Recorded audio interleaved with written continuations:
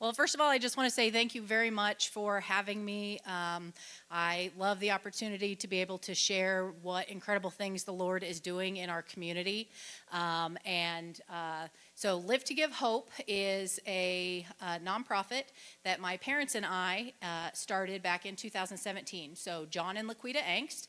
My dad is a retired pastor from Prospering Baptist Church, a tiny little church of the end of the pavement if you go out AA. And he just retired from there 2 years ago. So in 2017, we decided we wanted to start a nonprofit. We didn't really know what exactly it was going to look like, but we knew we wanted to help serve people in the community.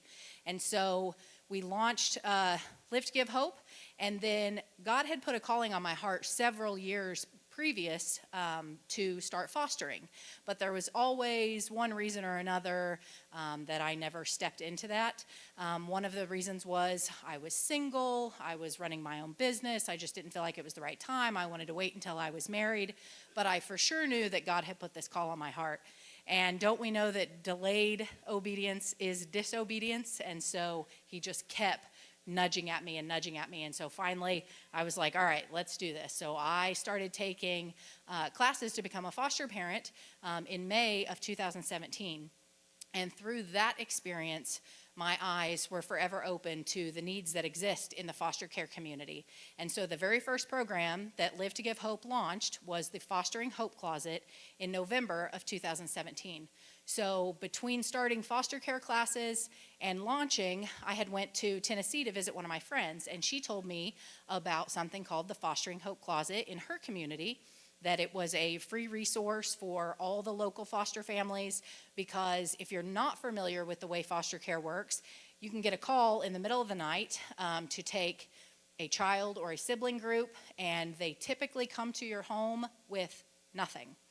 And so you don't know how long you're going to have these kids in your home, and so you're going to run out to Walmart, you're going to drop a couple of $100 just to make it, sometimes even just through the night, and then they find family placement or some other situation for that child. And not that foster parents do this for the money, but how many of us have an extra $100 a day to spend every time you say yes to taking a child? And so we wanted to have a resource in the community where we could eliminate your no. If you have the heart to say yes, then we want to make sure you have everything that you have to be able to say yes. So if you'll go to the first slide here. So this was my very first journey. So when I first started fostering, I did what was called respite care. And so that is basically where you're a certified through the state babysitter for existing foster parents. So if somebody else is fostering and they have a anniversary coming up and they want to go away for the night, they want to have somebody else watch their kids, it used to be through the state that you had to be respite certified. And so that's what I did. It was kind of a toe dipping, right? So I don't want to say yes to forever with a bunch of kids, but I'll say yes to 1 night, 2 nights, 2 weeks, whatever it could be. And I specifically asked, I said, now you're not just going to call me in the middle of the night and bring a kid to my home with nothing, right? And they're like, oh, no, that's not how this works. This will be set up weeks in advance. You'll work it out with the foster parents. They'll bring everything they need for that child, and everything will be great. And then at 10 o'clock the next night, I get a call from an investigator. Hey, we just pulled this 3-month-old. We have no place for her to go. Bring her over. So she came. They got her out of the car seat. She was screaming at the top of her lungs. They handed her to me. They said, we have no idea when she ate last. And they left. They also gave me a diaper bag that was full of socks. Socks. They can't eat socks. You can't put them to, on their butt. So I called my sister because I have no biological children. So I was like, what have I done? So I said, do you want to go to Walmart or do you want to stay with the baby? So she stayed with the baby. I ran to Walmart, furiously throwing everything in my cart because she had on a diaper from Children's Division and an 18-month-old shirt. So I got clothes, a baby bath, baby wash, diapers, formula, bottle, dropped $100 just to make it through the night, got her fed, bathed, new diaper, new clothes, And every time, and she fell asleep, and then whenever I would try and lay her down, she would startle herself awake. So I ended up just sleeping on the couch holding her. Had her for, she had just no reaction other than screaming to anything, no smiles, no cooing, no anything. By the next day, she was cooing, she was happy. 18 hours I had her, and Children's Division called and said, hey, we found an aunt who will take her. Okay, so they came and got her. 3 months later, I got a check from the state for $25. And again, not that you do this for money, but I was single and a struggling small business owner. I knew if every time they called me and I said yes, that was going to cost me $100, how was I going to continue to do this? And so I thought, well, I could turn my spare bedroom into this closet. But again, after visiting my friend, I found out this could be a community thing because I'm not the only foster parent in Laclede County. And so if I'm experiencing this, so is every single other person. And again, we have a real need for foster families here, and you shouldn't have to be rich to say yes to a child, to be able to provide for them, right? Because money isn't all that we need, right? We need love, we need Jesus, we need the opportunity to pour into someone else's life, but we also live in a world where money is an issue. And so that's how the closet was born. So then this is baby Mary. So this was my first full-time placement. And I get very emotional, so I'm going to apologize right here. But if you can see in that middle picture, she was 7 weeks old. She had 3 broken ribs, a broken arm, and a broken collarbone. She weighed 8 pounds. She was not a premature baby. She was in the 1 percentile. This is why foster care exists, okay? It is not pretty, and it is not what God created in his perfect world or what we would want, but this is reality, okay? So when this happens, these kids need a safe, stable home to go into, okay? Now the goal for foster care is always reunification, to get these kids back home, but until they can go home to a safe home, they need a temporary safe home to go to, and that is why foster care exists. So I had her for 8 weeks. 2 hours before I was scheduled to take her for a family visit, the caseworker called and said, hey, when you come for her visit, because it wasn't in Laclede County, they'll call all over until they find a home. And so this child was actually out of a adjoining county. When you come, bring all of her stuff because you'll drop her off for her visit and then she will go home with grandma. And I was like, Grandma? I've never even seen grandma. I haven't heard of grandma. I've been here 8 weeks. What's going on? Well, grandparents stepped up. They hadn't known. They were estranged. So I get off the phone. Okay. Immediately start bawling because I had bonded with this little girl. I had watched her go from the 1 percentile to the 50th percentile. We had custom done. My mom loves to sew. So we had to get all of her shirts and cut them and then put buttons in because you couldn't get her arm through the sleeves. It was hard, but she went with grandma, and when I dropped her off, brought all of her stuff, I wrote down the list of this is when she eats, this is how much she eats, this is her sleeping schedule. If you need anything, here's my number. Please, I would love to do respite. I would love to be able to be there for you. Kept in close contact with grandma over the next 2 years. Got to see this little girl and do respite and be very involved in her life. Parents ended up getting clean and getting their kids back, which is how it is supposed to be, okay? They have invited me to every single one of her birthday parties. She just turned 5. That is how foster care is supposed to be. Now, is it always? No, okay? A lot of people, what do you think is the number one reason people say, I can't foster?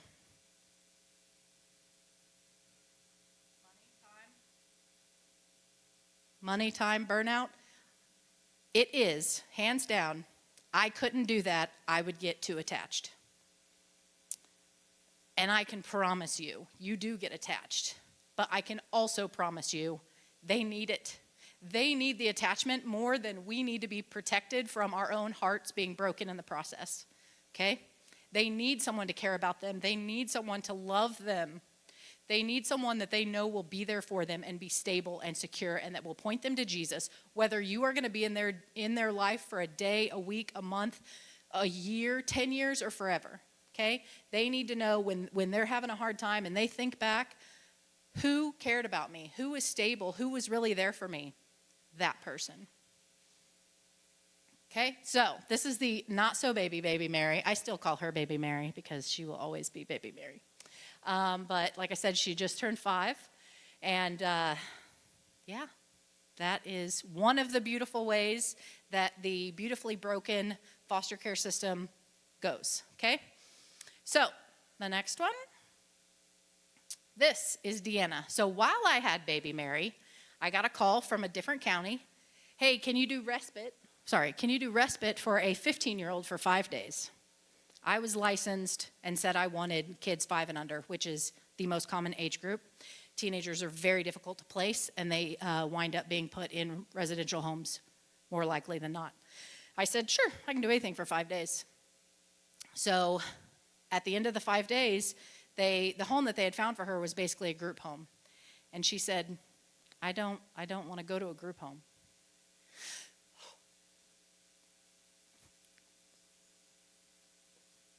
Can I stay with you?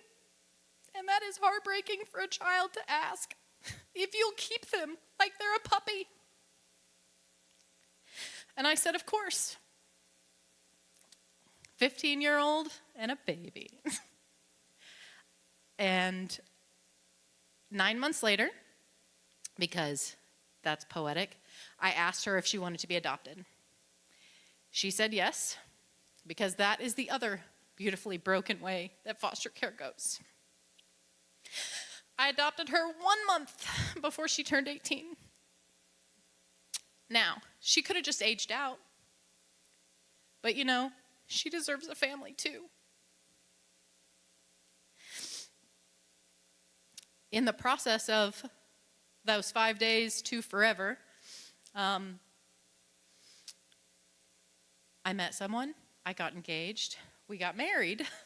So don't you know, again, delayed obedience is disobedience, and I was waiting to get married, and the Lord was waiting on me to be obedient to what he wanted me to do before I knew the man that he put in my life was someone who would honor that and would be a part of that with me and would have the same heart and the same calling that the Lord had given me. Deanna is now the mother of 2. She has given us 2 grandchildren.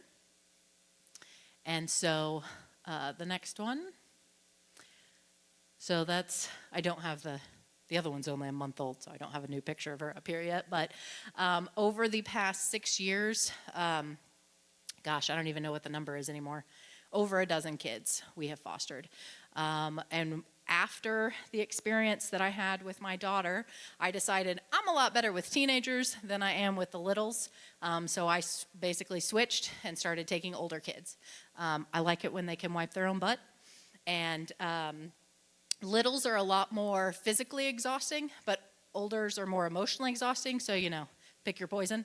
But for me, teenagers, it was definitely something that the Lord had put on our heart.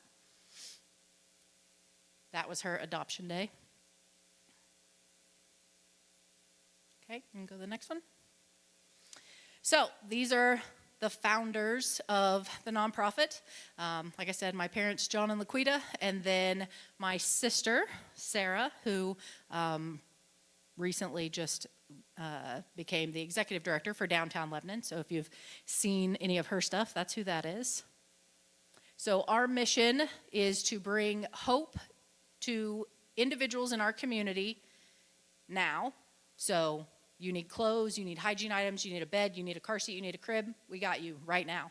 For the future, so we have a lot of programs that will help you have a better future. Financial classes, childhood sexual abuse prevention training, driving training, and then for eternity. Because it doesn't matter if we give you a crib and we teach you how to drive. If we're sending you to hell or not telling you how to avoid that, and not telling you about the love of Jesus, then what hope do we really have? So we are very, very honored and humbled to have a huge platform and opportunity to witness to people and minister to people who may never step foot in a church, or maybe have been hurt by the church or have bad experiences, but they will come to us for help. And so through that, we can explain to them that the only reason that we're here and we're doing that is because of Jesus. And so I'm sorry if the Jesus that you had experienced before, that's not who the real Jesus is, and be able to have the opportunity to share the love of Christ with them through service.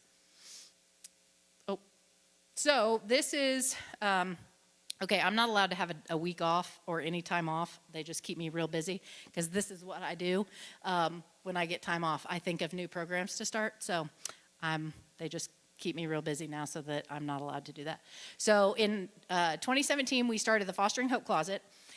And then in January of 19, we started the Kids Night Out program. So all of these additional programs, or even including the Fostering Hope Closet, all started out of seeing a need that existed in the community, okay?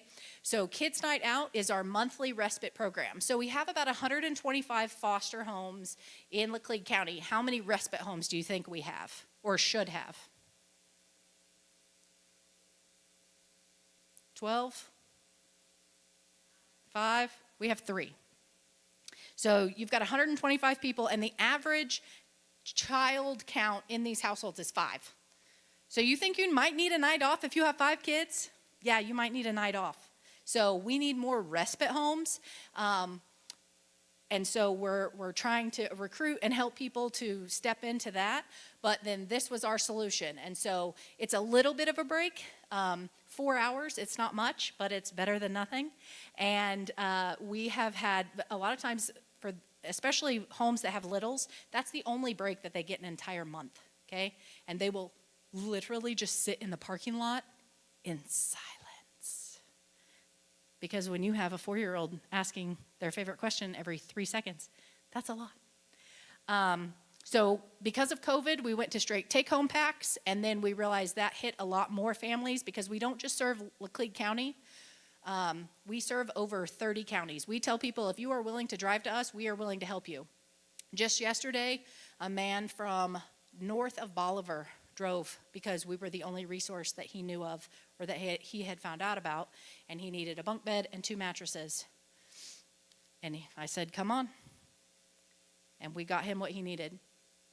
So we do take-home packs and drop-off respites, and then we also do events. So this Saturday, we are doing a Christmas party and shopping event. So we will have crafts and cookie decorating and ways to entertain the children while the parents go through and shop for the kids. So we've got brand new items that we've been hoarding back all year, and we will set all of that out, and we will make sure that these kids have an incredible Christmas. Because those are things that are important when they're young, and being able to show that someone loves and cares about them. And then for the other events, we do things like, we've gone to Fritz's Adventure, we'll take them ice skating, do different things that if you have 8 kids or 5 kids, how expensive do you think it would be to go ice skating and go out to eat? Yeah. And I can tell you, foster parents, most of the foster families in this area are what we call kinship placements. So they're grandparents, aunts and uncles. A quarter of all of our foster families are senior citizens. They're living on Social Security. They cannot take these kids out to go do these things because they cannot afford it. And so those are little ways that we can show our appreciation for what they're doing. Hope Reunited is a program where we walk alongside the bio parents as they are going through to try and be reunified and get their kids home. So a lot of times it's things that are out of their control, or they just don't understand. It's maybe something that's relatively simple to fix, and so they just don't know where to start or how to begin that process. And so we can walk alongside them to help them understand how the foster care system works and attend family support team meetings in court with them and advocate for them so that we can help them be reunified. Because even the best of foster home, that child is forever going to know they have a biological mom, they have a biological dad. It messes with kids. Sometimes it's not an option for them to go home, but if it is, we want to make sure that we are doing everything we can to step alongside them and help them get their kids back. PUSH is basically, it's People United Sharing Hope. It's basically our volunteer platform. So if anybody is interested in joining us, but you're like, I don't want to hang clothes or I don't want to do this, we have a lot of programs. We got a lot of things that we can plug you into and help you be a part of what we're doing. Mentoring the families, mentoring these youth. There's a lot of different ways that you can be involved. Paving the Way, we launched that in June of 2020. And if any of you saw us cruising through the parking lot out here over the summer, that was us teaching kids how to drive.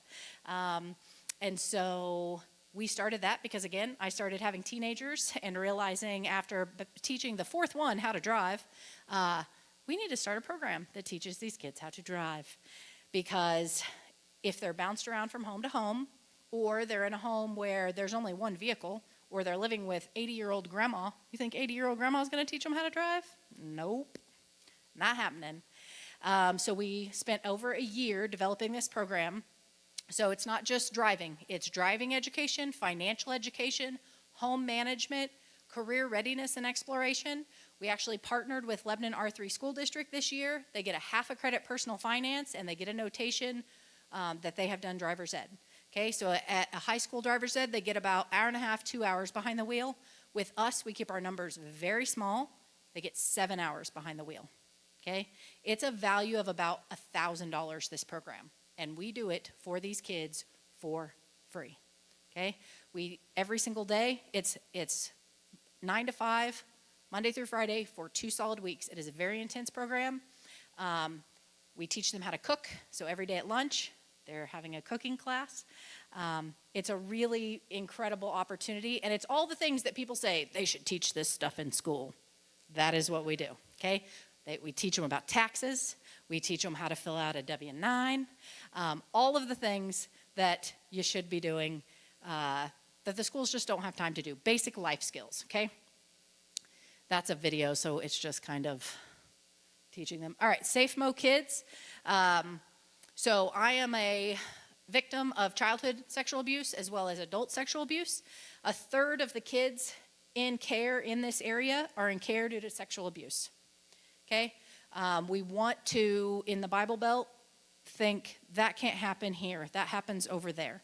That happens in those kind of neighborhoods or those kind of environments. It happens everywhere. And it needs to not.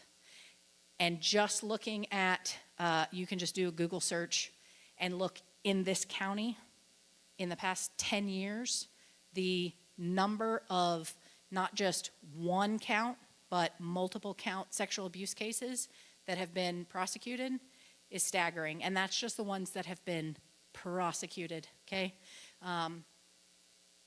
About half of them are never even reported. So this is a huge thing. And so we do training. It's 1 to 6 hours, depending on if you want the condensed version or the full version. We provide this free to the community. So any organization, like if you guys as a church said, hey, we want this training here, I will come and provide this training for you for free. We just want everybody to have the resources. We have also started along with this program, in addition to the prevention training, we do a support group for sexual assault victims, female sexual assault victims, twice a year. So it's an 8-week course, and it is really, really incredible. And it's Christian-based. And then we also do a week-long retreat for adult female sexual assault victims. I will tell you, having gone through this retreat in 2014, there was more healing in those 5 days than in 5 years of counseling. It radically changed my life. I can say with certainty, had I not gone through that retreat, I would not be standing here today.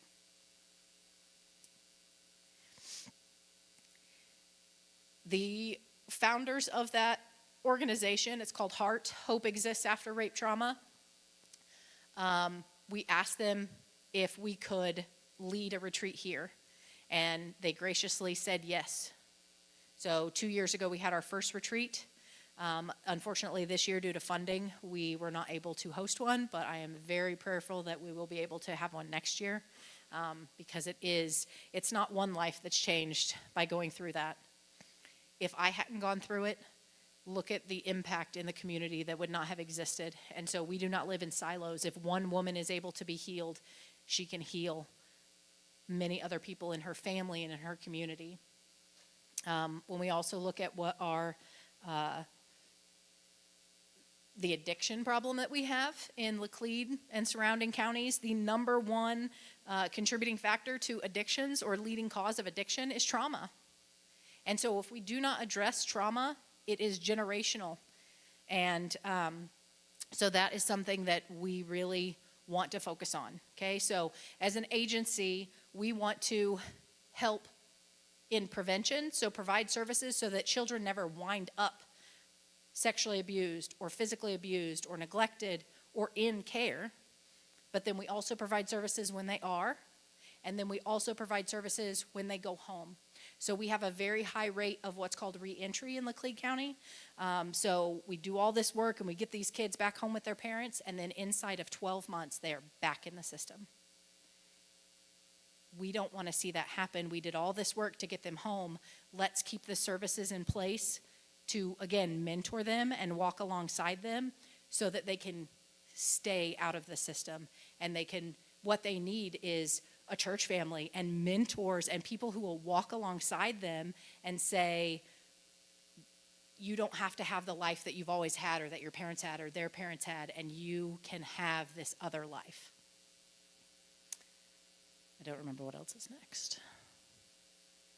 Okay, so the prom closet. We got that in March of 2020. We had a couple of prom dresses I had posted on Facebook, and somebody messaged and said, hey, I have some prom dresses I'd like to drop off. And I was like, oh, that'd be great. She said, yeah, I have 600. I said, yeah, you're going to need to call me. Like, we don't have room for 600 dresses. So it was Tony Reddick, and she had bounced around their prom closet, and they were needing to get them moved. They were currently at Heritage Baptist Church, and we got them all, and then that next week the church flooded, and this was in the basement, and had all those been in there, every single one of those dresses would have been ruined. So praise the Lord that happened. We got them all out of there. So we have been able to help nearly 200 students be able to get free or nearly free dresses. So we have those. It's open to the public. They are all free for our clients, which we serve foster, kinship, adoptive, and guardianship families. So if you are raising a child you did not sire or birth, please come see us. We will help you, okay? We also have referral cards that we take around to all the schools and all the agencies because we want to help. If somebody has had a fire or lost their home or whatever the case may be, come see us, okay? And if not, and you just want to come shop, in January we opened as a thrift store, and all of the proceeds then go back into buying the things that people donate or don't donate or shouldn't donate, like used underwear. Or somebody asked me, what's the worst donation you've ever received? A diaper genie. That was full. Oh yeah, super fun. Okay, next one. All right, so this is, since we started, the first one's families, the second one is clients, and the third one's visits. So in 2021, we moved into the old ETC Bridal building, right over here on 32. And since that, we have it's just exploded with the number of people that utilize our services, because it's not just emergency basis, okay? So you get that call in the middle of the night, and you need a crib and a car seat and whatever else, we'll help you. But it's also ongoing. So once a month, these families can come in and shop. 5 outfits per family member per month, okay? Because kids grow, in case you didn't know, and seasons change. And so we want to make sure they have everything that they need. So hats, gloves, coats, shoes, clothing, toys, books, games, basically all the things that if you thought, hey, somebody told you you're going to get a 2-year-old tomorrow, you're going to get a 6-month-old tomorrow, what would you need? We have it, okay? But we operate nearly 100% off of donations, okay? So if you go to the next one, in-kind donations, that's the bulk of where we get stuff. So the community has been extremely giving in all of those things. However, there are some things that we cannot use as donated. And so money is also important. Because I've tried to pair rent with shoes, and it ain't happening. But car seats, did you know car seats expire? Yeah, and you cannot give out used ones. If somebody has one and it's perfectly good, you just bought it, but for whatever reason you don't need it anymore, you cannot certify and guarantee that that has not been in an accident, yada, yada, yada, and you can't give it out. It's unsafe. And car seats are expensive, and we never know what ages of kids we're going to have, and we don't want them to outgrow it in 2 months, so we buy the 3-in-1s or 4-in-1s, and they're about $200 a piece. And then the next one.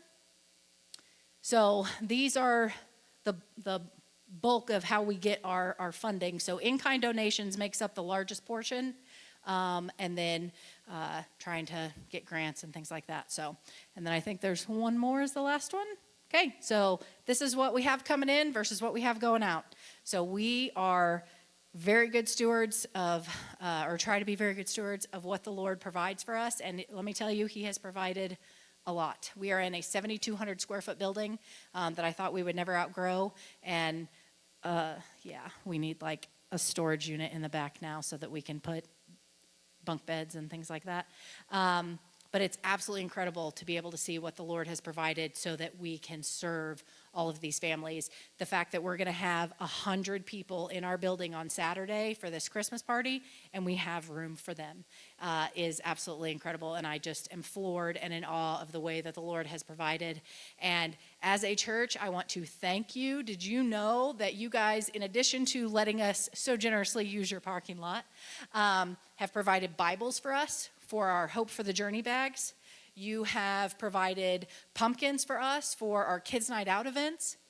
And it is through community involvement and church support that we are able to be a conduit and give this stuff right back out to the families and love on them and share the love of Jesus with them.